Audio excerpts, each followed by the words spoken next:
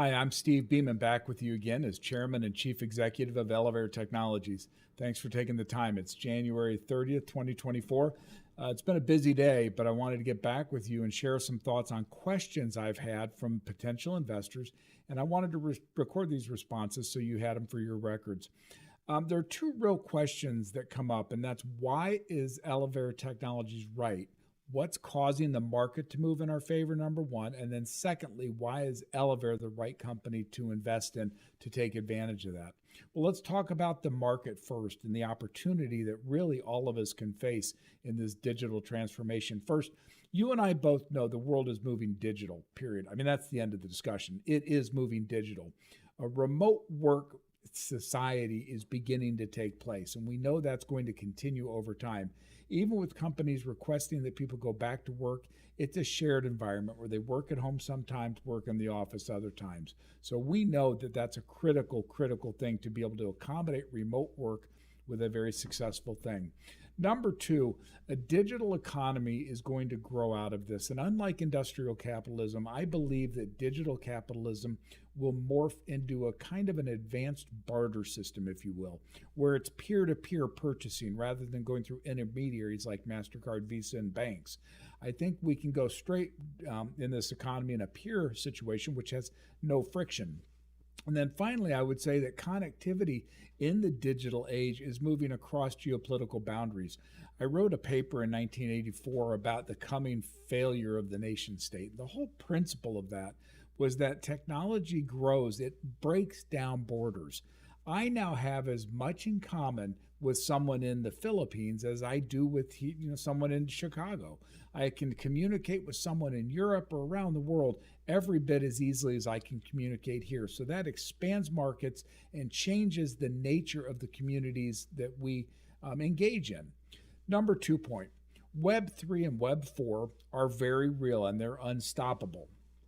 Just as Web 1 introduced us to the brochure on the web and Web 2 gave us the interweb communication, well, Web 3 and 4 is going to go beyond Amazon and Alibaba into an immersive environment where we are fully immersed in the technology, not looking just at the technology.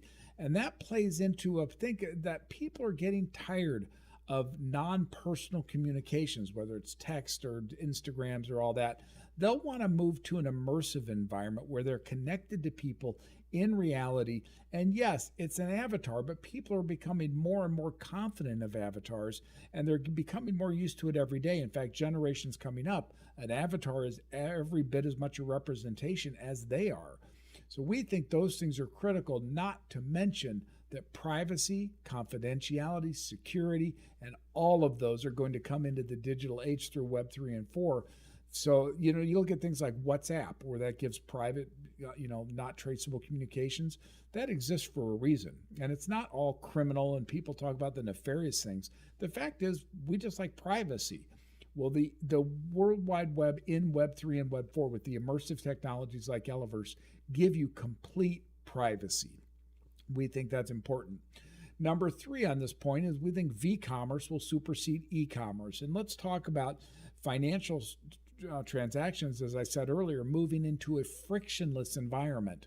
When you look at Web 2, the current state of e-commerce, and you go through Alibaba, Amazon, pick your retailer, you still deal with the MasterCard Visa networks, you deal with the bank transaction fees, you deal with the time delays of currency transactions and all that. When you deal with this immersive Web3 environment and what that's going to create, it's a frictionless economy where you just do an instantaneous transfer of funds. There's no intermediary, no fees, and no time delay. We think that's absolutely critical. And it will tie into the tokenization that's taking place. I'm not talking necessarily about cryptocurrencies that are broadly adopted. I'm talking about in-world tokens that are used to do peer-to-peer transactions within a community in this ecosystem. We think that's real, and I'm pretty sure that's where the future is headed. Finally, number 4, I want to say that we're going to be all about reducing cost. Business reduces cost. That's what it does. It tries to increase profits by reducing cost and improving productivity. We think immersive technologies will help them because you're going to be able to digitize selling, digitize marketing, digitize networking, digitize advertising. You're going to be able to digitize customer service in a way that's never been done before. So instead of people getting stuck on an 800 number, they can actually come into your site and talk to a real human being or an AI-generated avatar. They won't know the difference. But the point is that you can put a personalization to these things in the immersive space, and that we think is going to be terrific. Tied together with that, as business uses this meta space to reduce cost, it will also expand markets. As I was mentioning earlier, using technology, we can break down geopolitical barriers. It's just as easy to sell on a peer-to-peer basis to someone in Kuala Lumpur or Malaysia as it is in Europe or the United States. It's not restricted. And so we think very strongly that the future of the digital economy moving into this space will become a tokenized peer-to-peer situation between groups within an affinity group, within a community. And it doesn't matter if that's 10 people, 100 people, 1,000, or 1,000,000 people. It's within that community there'll be peer-to-peer transactions. Fifth point I'd like to make is that chaos and overreach by governments will push people into the immersive technologies more than ever. I mean, let's be realistic. If you live in or near a big city now, who wants to go downtown to their office and maybe be carjacked, maybe be robbed? As changes, especially in the Western world, come about and more chaos ensues, in the United States especially, 2024, we're going to see a lot of chaos with the election that's coming on. And that chaos is going to make you want to have an option on where you work. Do you want to go to the office, or would you rather work in your virtual office out of your own home? We believe that the Eleverse gives you the option to work at home in a very much the productive environment you do at the physical office. And we think in chaos and change, that's going to be important. And let's talk about DEI. I know Elon Musk got in a lot of trouble because he went down this DEI path. But when you talk about diversity, inclusion and equity, when you look at the metaverse, it is perfect for the DEI space, because once you're in world, no one knows if you're a boy, a girl, a trans, a gay, a happy, sad, or anything else. Nobody knows and nobody cares. It's your thoughts and ideas that matter, not your physical presence. So it's going to change, I think, how we incorporate DEI into corporate planning. So there's no question that Web3 and Web4 and the metaverse that brings in are going to capture the market and be every bit as big as Web2 and Web3 were when they hit the world. In fact, according to McKinsey and Citi, the impact is somewhere between $2 and $14 trillion of additional economic growth generated by this digitized economy. We think it's a place to be. Now, clearly, there are other interesting ideas too. There's water resources, energy, biomedicine. There's a lot of interesting places to be. But we believe that when it comes to business transactions, Web4 immersion is where you want to be. Now, with that said, and I don't want to spend all day, I want to go quickly, but with that said, why Elevare? We're not the only ones who see this. We're not the only ones who have a technology like this, Mesh, Meta, there's tons of others. Why should we go with Elevare? What are the things to consider? And we think there are 5 things to consider. Number 1, we have built and have a ready-to-go platform for the B2B world that is not replicated anywhere. Think of us as having the idea of an assembly line way before anybody else. We get a start on this before anybody else, and we think that creates a stickiness to what we're doing that's quite unique. Number 2, we have validation. We have spent a lot of time and a lot of money getting this stuff built to prototype level and then to production level, where we could actually get signed letters of intent from organizations who will adopt the Eleverse the minute we go into production.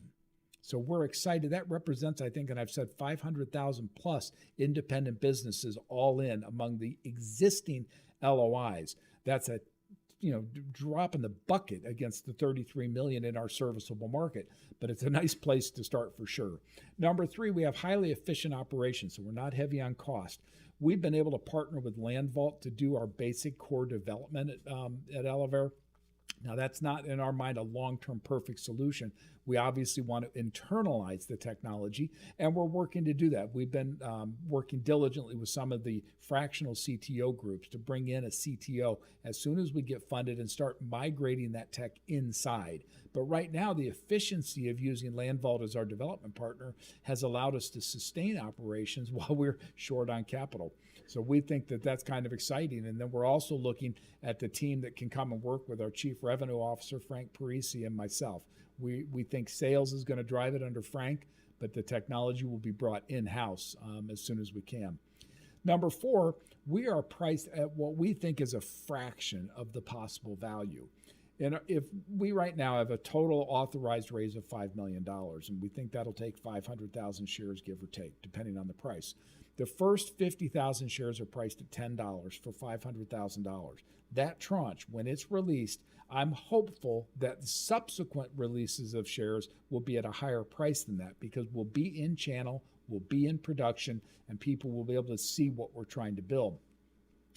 But so we're looking, let's say, at a post-money valuation of around 20 million, somewhere in that range. But in a scalable business model with a community of, what did we say, 33 million potential businesses, you do the math. We lease our private office complexes, and those are the office complexes with the auditorium, private digital office attached, meeting rooms, lobbies, all the basics of an office complex. We lease those for $1,500 a year. And then we lease the private digital offices for about $120 a year. So if you look at this and you say, all right, we're going to get just a small percent, and I've got the numbers here. Forgive me while I look at what I said here because I want to make sure I get the math right. We're starting out with, let's say, a 500,000 pool. At an adoption of 100,000 of those businesses, so 1/5 of our starting population, we're looking at 150 million in revenues, not counting advertising, private digital offices, the other events we can charge for, and the other things.